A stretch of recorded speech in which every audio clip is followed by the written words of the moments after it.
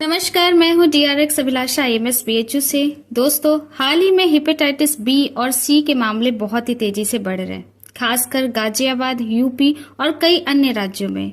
ये दोनों ही बीमारियां हमारे जिगर यानी कि लीवर को गंभीर नुकसान पहुंचा सकती है और अगर सही समय पर ध्यान न दिया जाए तो जानलेवा भी हो सकते हैं। आज हम जानेंगे कि ये क्या होते हैं, कैसे फैलते हैं, इनके लक्षण क्या है और बचाव व आसान के कुछ घरेलू नुस्खे कौन कौन से हैं। हेपेटाइटिस बी एंड सी क्या होते हैं? हेपेटाइटिस का मतलब होता है लीवर की सूजन यानी कि लीवर इन्फ्लामेशन। हेपेटाइटिस बी और हेपेटाइटिस सी दोनों ही वायरस से फैलते हैं, लेकिन इनके वायरस अलग अलग प्रकार के होते हैं। जैसे कि हेपेटाइटिस बी का वायरस HBV यानी कि हेपेटाइटिस बी वायरस, वहीं हेपेटाइटिस सी का वायरस HCV यानी कि हेपेटाइटिस सी वायरस।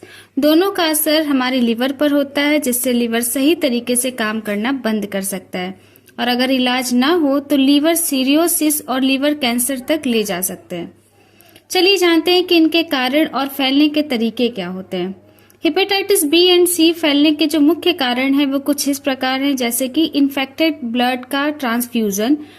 कभी कभी क्या होता है दूसरा कि असुरक्षित सुई या फिर इंजेक्शन का इस्तेमाल करना। कभी कभी क्या होता है फ्रेंड्स कि जैसे किसी ने इंजेक्शन लगाया और वही इंजेक्शन दोबारा किसी और को लगा दिया, तो ये जो इन्फेक्टेड ब्लड जो होते हैं वो एक दूसरे में ट्रांसफ्यूज हो जाते हैं, जिसके कारण हेपेटाइटिस बी और सी की प्रॉब्लम हो सकती है। इसके साथ ही फ्रेंड्स, संक्रमित व्यक्ति के साथ असुरक्षित शारीरिक संबंध बनाना, प्रसव के समय मां से बच्चे में संक्रमण भी हो सकता है। इसके अलावा कभी कभी जो लोग टैटू वगैरह बनाते हैं तो उनमें गंदी सुई का अगर इस्तेमाल होता है तो भी ये प्रॉब्लम हो सकता है। इसके अलावा डेंटल ट्रीटमेंट या सर्जरी में असुरक्षित उपकरण के कारण भी ये हेपेटाइटिस की प्रॉब्लम हो सकती है। और हेपेटाइटिस बी पसीने और आंसुओं से नहीं फैलता, लेकिन हेपेटाइटिस सी में भी कैजुअल टच से भी ये फैलता है, तो दोनों में फर्क होता है। हेपेटाइटिस बी ऐसे नहीं फैलता, लेकिन हेपेटाइटिस सी फैल सकता है, तो इसलिए इन सब चीजों को आपको ध्यान देना होगा।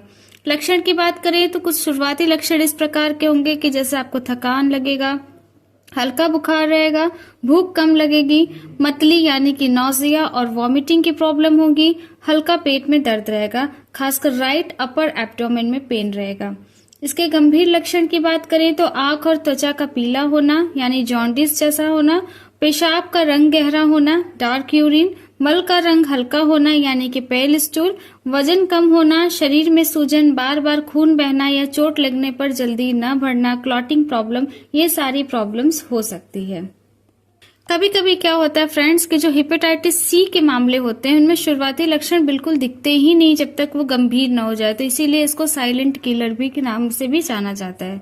बात करें बचाव के तरीके के, तो हेपेटाइटिस बी का जो है वैक्सीन आता है जो कि पूरी तरीके से सुरक्षित और प्रभावी होता है, तो आप इनका इस्तेमाल कर सकते हैं। दूसरा, सुरक्षित सुई और खून का इस्तेमाल करें। जब भी किसी को ब्लड की प्रॉब्लम होती है, कमी होती है, तो लोग ब्लड चढ़ाते हैं, तो ध्यान रहे कि वो ब्लड अच्छा रहे, किसी प्रकार का उसमें इन्फेक्शन ना रहे, साथ ही साथ जो निडल्स का यूज हो रहा है वो पूरी तरीके से नया रहे। इसके अलावा असुरक्षित शारीरिक संबंध से बचे। टैटू और ये जो बाकी सारे पियरिंग्स वगैरह का जो इस्तेमाल किया जाता है वो जो है एक अच्छे स्टेराइल उपकरण के साथ कराए, ताकि जो पूरी तरीके से सही रहे। इसके अलावा मेडिकल और डेंटल ट्रीटमेंट के समय साफ सुथरे उपकरण का इस्तेमाल हो रहा है कि नहीं हो रहा है, ये सुनिश्चित जरूर करें। हेपेटाइटिस सी अभी तक कोई इसका वैक्सीन नहीं है, इसलिए रोकथाम ही सबसे बड़ा हथियार है। खून और सुई से जुड़ी सावधानियां अपनाएं।